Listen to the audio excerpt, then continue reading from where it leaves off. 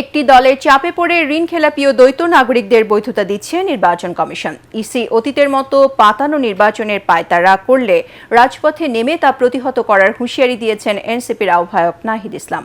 যমুনায় প্রধান উপদেষ্টার সাথে বৈঠক শেষে এসব কথা বলেন তিনি। এ সময় এনসিপির মুখপাত্র আসিফ মাহমুদ অভিযোগ করেন, নাহিদ ইসলাম সহ ৩ সদস্যকে শোকজ করে ইসি পক্ষপাতমূলক আচরণ করেছে। সাজ্জাদ জাহানের রিপোর্ট। নির্বাচনের সার্বিক পরিস্থিতি নিয়ে বিএনপি জামায়াতের পর এবার প্রধান উপদেষ্টা ডক্টর মোহাম্মদ ইউনূসের সাথে বৈঠক করে জাতীয় নাগরিক পার্টি এনসিপি। সোমবার সন্ধ্যায় এনসিপির আহ্বায়ক নাহিদ ইসলামের নেতৃত্বে 4 সদস্যের প্রতিনিধি দলের এই বৈঠক শেষে দলের মুখপাত্র আসিফ মাহমুদ সজীব ভূঁইয়া অভিযোগ করেন, এনসিপিকে হেয় প্রতিপন্ন করতে 3 সদস্যকে শোকজ করা হয়েছে।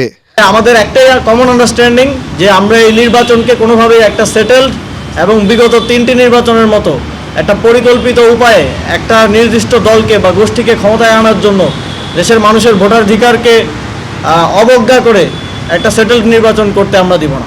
এ সময় নাহিদ ইসলাম বলেন, অতীতের মতো দেশের জনগণ নির্বাচনে কোনো ইঞ্জিনিয়ারিং দেখতে চায় না।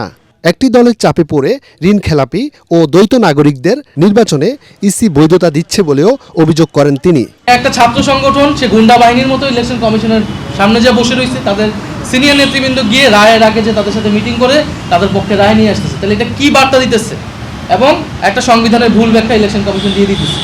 ফলে এই ধরনের হঠকারী কাজ ইলেকশন কমিশন যাতে না করে, ইলেকশন কমিশন যদি সবার আস্থা অর্জন করতে না পারে, তাহলে তো আমরা কিভাবে ইলেকশন কমিশন থেকে আশা করব? কমিশন পাতানো নির্বাচনের চেষ্টা করলে শরিক জোটদের সাথে নিয়ে তা প্রতিহত করার হুঁশিয়ারি দেন নাহিদ ইসলাম। ইলেকশন নিয়ে কোনো সংশয় নাই যদি নির্বাচনের সুষ্ঠু পরিবেশ থাকে, কিন্তু যদি ইঞ্জিনিয়ার একটা ইলেকশন করার পরিকল্পনা থাকে, যদি প্ল্যান থাকে কারো এরকম, তাহলে সেই প্ল্যান ভেস্তে যাবে এবং এটা প্রতিহত করা হবে। সাজ্জাদ জাহান, এটিএন বাংলা, ঢাকা।